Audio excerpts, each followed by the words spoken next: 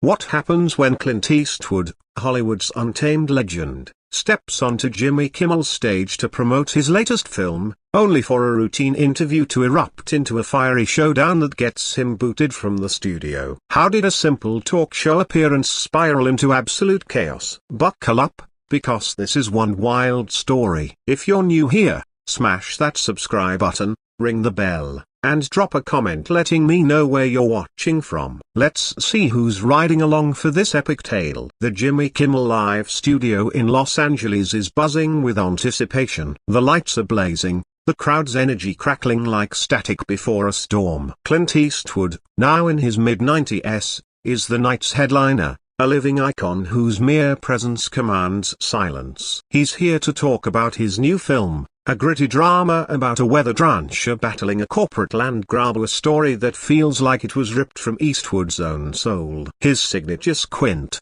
that gravelly drawl, they're still as potent as ever, cutting through the glitz of Hollywood like a blade. But Clint's no fan of the talk show circus or the forced banter, the glossy scripts, the manufactured charm. He's only here for one reason: to get the word out about his movie. Anything else, he's not interested. Backstage, the tension's already simmering. Clint's longtime assistant, Maggie, a sharp, no-nonsense woman who's been his right hand for decades, is on high alert. Earlier that day, she'd cornered the producers in a cramped production office, her voice low but firm as steel. "Don't turn him into a sideshow," she warned, her eyes boring into theirs. "He's not here for your games." The producers nodded, all smiles, but Maggie caught the glint in their eyes, of the kind that screams they're chasing viral moments, hungry to exploit Clint's legend for clicks and headlines. They want him to play ball, maybe slip on a prop or toss out a self-deprecating quip for the social media reels. Maggie's been around too long to buy their act. She knows Clint doesn't bend a knot for studios,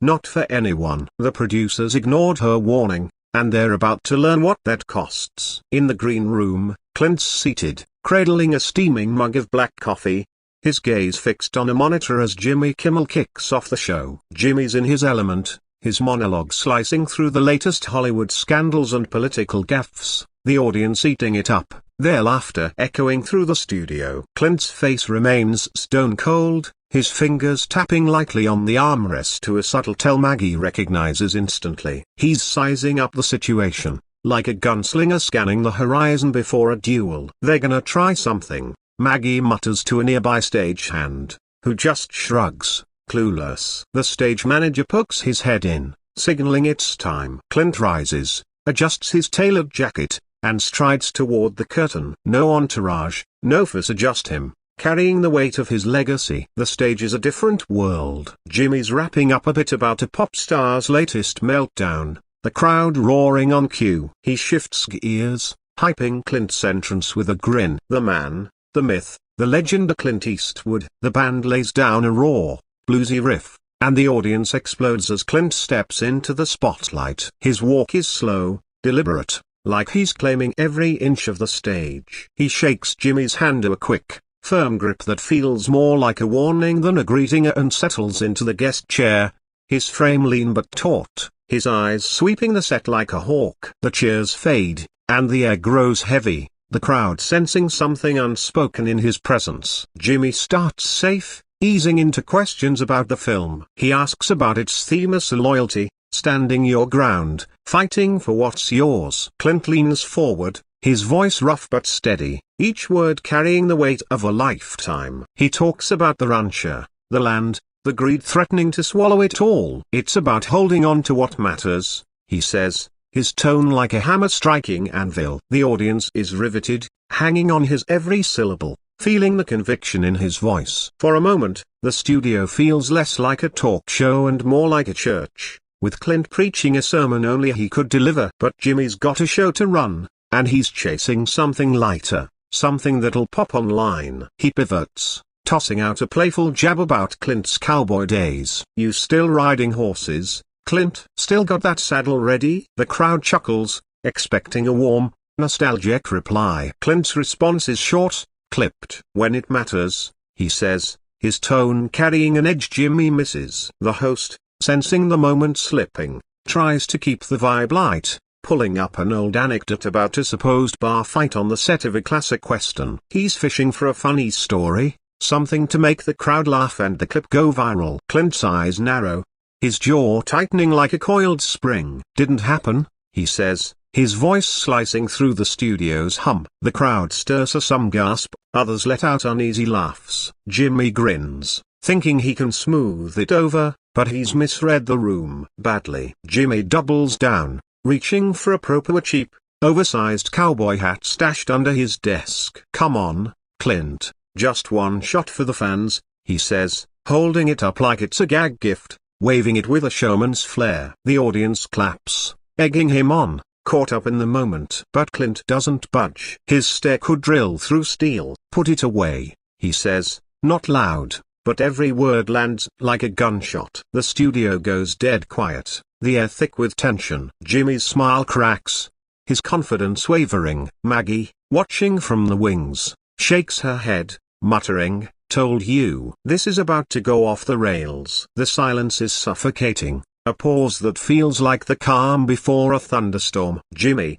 still clutching the hat, tries to laugh it off, his chuckle thin and forced. Okay, no hats tonight," he says, tossing it onto the desk with a casual flick. But the crowd's uneasy now, their earlier cheers fading into murmurs. Clint hasn't moved, his eyes locked on Jimmy, unblinking, like he's staring down a predator. Backstage, Maggie's hands are balled into fists, her whisper to the stage manager sharp as a knife. "I told you not to push him." The stage manager, sweating, signals the control booth to cut to commercial, but the director's holding firm, smelling a viral moment. They want the drama, and they're getting it. Jimmy, sensing he's losing the reins, shifts in his chair, trying to steer back to safer ground. "So, let's talk more about the film," he says, his voice a touch too bright, like he's trying to reset the entire room. He asks about the inspiration behind the rancher's story,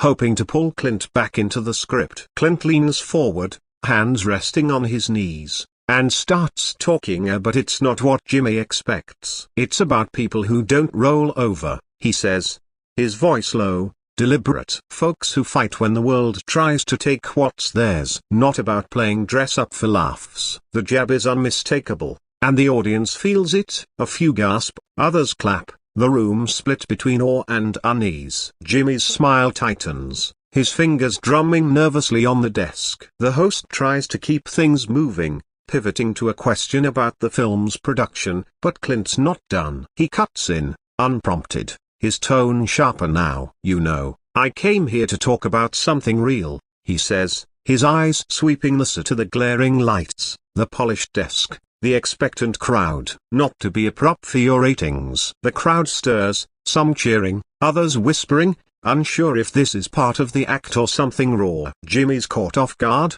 his usual quick wit failing him. He glances at the floor producer, who's frantically signaling to wrap it up, but Clint's on a roll, and he's not stopping. "I've been in this game longer than you've been alive," Clint tells Jimmy, his voice steady but laced with fire. "I don't need to play your games to tell a story." The audience is divided now as some shout support for Clint, chanting his name, while others heckle, thinking it's all for show. Jimmy, desperate to regain control, leans in with a grin that doesn't reach his eyes. "Hey, we're just having fun here, Clint." "No need to get heated," he says, but the words ring hollow. He tries a new angle, asking about Clint's directing style, hoping flattery will cool things down. But Clint's not biting. "Fun?"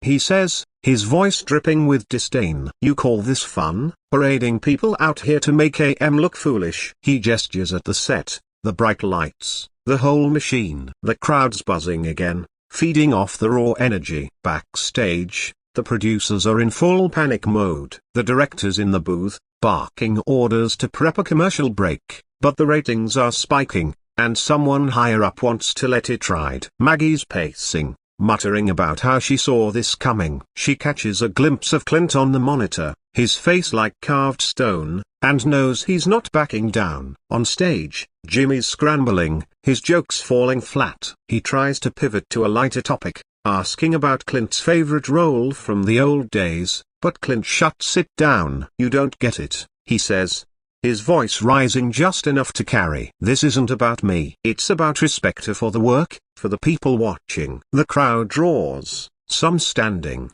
clapping, others booing. The room's a powder keg, ready to blow. Jimmy's had enough. He leans forward, his tone sharper now, dropping the nice guy act. "Look, Clint, we're just trying to give the fans what they want," he says, gesturing to the audience. "They love you. They want to see the legend." It's a misstep. Clint's eyes flash, and he leans in, his voice low but cutting. "They don't want a clown. They want the truth." The words hang in the air, and for a moment, the studio feels frozen, every breath held. Then a heckler yells something from the back, too garbled to make out, but enough to snap the tension. Jimmy seizes the chance, standing up, clapping his hands. "All right, folks, we'll take a quick break," he says, forcing a laugh. The band kicks in, brassy and loud, trying to drown out the chaos, but Clint's still seated, his stare fixed on Jimmy, and the crowd's on edge, sensing this isn't over. The studio's a live wire now, the crowd buzzing, some chanting Clint's name, others shouting for Jimmy to push back. Jimmy's standing, forcing a smile, clapping like everything's under control, but his eyes betray him, darting to the floor producer, who's signaling frantically to cut to commercial. The cameras are still rolling, though, capturing every second of this train wreck. Clint hasn't moved, his gaze locked on Jimmy, a silent challenge louder than the music. Backstage, Maggie's muttering curses, watching the monitor, knowing Clint's not done. The director's Turner ratings are through the roof, but this is spiraling out of control. As the band winds down, Jimmy sits again, leaning toward Clint. His voice low, off mic, but the front row catches fragments. "Let's just cool it, okay? We'll talk about the movie," he says, trying to salvage the segment. Clint doesn't blink. "You had your chance," he says, his voice like a blade, just loud enough for those nearby to hear. The crowd stirs, phones out, recording the moment that's already spreading like wildfire online. Jimmy's jaw tightens. He's not used to being challenged like this. Not on his own stage. He glances at the audience, trying to gauge their mood, and decides to play to them. "Folks, we love Clint, right?"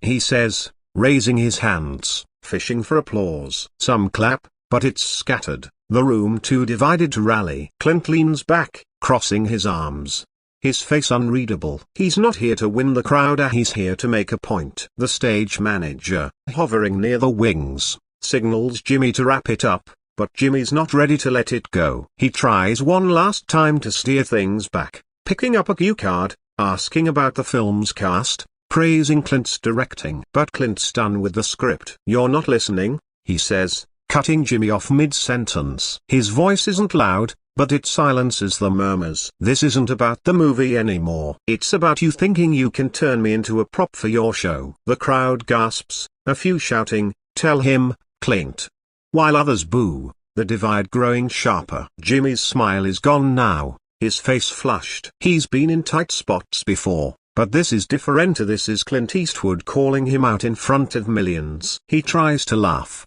but it's strained. "Come on, man, it's just TV," he says, spreading his hands, appealing to the audience. "We're all here to have a good time." Clint shakes his head, slow and deliberate. "Not me," he says. "I came to talk about something that matters." "You turned it into a circus." The words hit like a gut punch, and the crowd erupts, half cheering, the noise swallowing the set. Maggie, in the wings, nods to herself, a grim satisfaction on her face. She's seen Clint take down bigger egos than this. The director finally calls it, the commercial break kicking in, monitors flashing ads, the band stopping as the house lights dim slightly. But Clint's still in his chair, unmoving, like a monument to defiance. Jimmy stands, whispering something to the floor producer, his gestures sharp, frustrated. The audience is restless, some chanting Clint's name, others arguing among themselves. Security's edging closer, two burly guys in black, their eyes on Clint, but they're hesitant. They know who he is. Maggie steps forward, grabbing the stage manager's arm. "Don't even think about touching him," she snaps, her voice low but fierce. The stage manager nods, backing off, but the tension's climbing higher. During the break, The producers huddle, voices raised, trying to figure out how to save the show. Jimmy's pacing near the desk, running a hand through his hair, muttering to himself. He knows he's losing, but he's not sure how to turn it around. Clint, meanwhile, sits calmly, sipping water a stagehand brought, his eyes scanning the crowd, reading the room. A few fans in the front row lean forward, one yelling, "You're the man, Clint." He gives a slight nod, nothing more. The break's almost over, and the director's made a call: let Clint stay, but Jimmy needs to take control. The cameras start rolling again, the band queuing up, and Jimmy forces himself back to the desk, his face a mask of professionalism. But Clint's ready for round two, and he's not here to make nice. The studio lights snap back to full blaze, the band's final notes fading as the audience settles. There murmurs a low hum of anticipation. Jimmy slides into his chair, his smile practiced but strained, like a fighter stepping back into the ring after a brutal round. Clint hasn't moved, his posture unchanged, eyes fixed somewhere past Jimmy, as if the host is just a distraction. The crowd's energy is jagged, split between those chanting for Clint and others waiting for Jimmy to land a comeback. Backstage, Maggie's watching, arms crossed, her expression a mix of pride and worry. The producers are on edge, the director's voice crackling through headsets, "Keep it tight, Jimmy. Don't let him run the show." Jimmy leans forward, clapping once to refocus the room. "We're back with the one and only Clint Eastwood," he says, his tone lighter, trying to reset the vibe. He dives into a question about the film's cinematography, hoping to ground things in Clint's expertise. But Clint's not here for softballs, he answers, his voice steady, talking about the stark visuals, how the land itself is a character in the film. Then, unprompted, he shifts gears. "You know what's wrong with places like this?" he says, gesturing at the set. "You think it's all about flash, about making noise. You forget what's real." The crowd stirs, some clapping, others shifting uncomfortably. Jimmy's eyes flicker with irritation, but he keeps his cool, nodding like he's in on the point. "Fair enough," he says, leaning back, playing the gracious host. "But this is entertainment, right? People want a show." He gestures to the audience, fishing for support, and gets a mix of cheers and boos. Clint doesn't flinch. "They want honesty," he says, his voice cutting through the noise. "Not some polished lie you feed AM to keep AM clapping." The words land like a slap, and the crowd's reaction is instant to a roar of approval from some, cheers from others. Jimmy's smile falters, his fingers gripping the desk. He's losing the room, and he knows it. The floor producer signals to pivot, but Jimmy's pride is in the mix now, and he's not backing down. He tries a different tack, leaning in, his tone sharper. "Look, Clint, you're a legend. Nobody's arguing that. But you're on my stage, and we've got a show to do." It's a direct challenge, and the audience feels it, their noise spiking. Clint's eyes narrow just a fraction, but it's enough to make the air feel heavier. "Your stage," he says, his voice low, deliberate. "I'm here because I chose to be, not to dance for you." The crowd explodes, some standing, shouting Clint's name, others yelling for Jimmy to push back. Maggie, in the wings, shakes her head, muttering, "Here we go." The security guys edge closer, their hands twitching, but they're still holding back, wary of the optics. Jimmy's had enough. He stands, breaking the host's cardinal rule of staying seated, and points at Clint. "You want to talk respect? How about respecting the people who invited you here?" His voice is loud now, the nice guy mask gone. The crowd's on its feet, the noise deafening, a mix of cheers and boos swallowing the set. Clint stands, slow and deliberate, his presence filling the stage. He doesn't raise his voice, but every word carries. "Respect's earned," he says, stepping closer to Jimmy. Not bought with lights and applause. The audience loses it, the studio shaking with their reaction. The director's screaming in the booth to cut, but the cameras keep rolling, capturing the moment Jimmy's show becomes Clint's battleground. The noise is a cauldron, cheers and boos crashing like waves as Clint and Jimmy stand inches apart, the air crackling with tension. Clint's word is a respect's earned, not bout to still echo, the crowd feeding off his defiance. Jimmy's face is flushed, his fists clenched, caught between rage and the need to save his show. The cameras, against the director's orders, keep rolling, broadcasting this showdown to a stunned audience at home. Backstage, Maggie's eyes are locked on Clint, ready to step in if things go further south. The two security guards at the stage's edge exchange glances, unsure how to handle a legend like Eastwood. Jimmy breaks the standoff first, stepping back, forcing a laugh that sounds more like a joke. "All right, Clint, you've made your point," he says, his voice tight, trying to reclaim control. He gestures to the crowd, hoping to rally them. "Let's give it up for Clint Eastwood, folks." Some clap, but the applause is drowned by shouts, the room too charged to settle. As Clint steps into the night, the studio behind him buzzing with fallout, it's clear he didn't just leave here, he drew a line Hollywood won't soon forget. That's the story, folks. What a ride. If you loved this deep dive, hit that like button, share it with your friends, and let me know in the comments what you think about Clint's stand. Until next time, keep it real.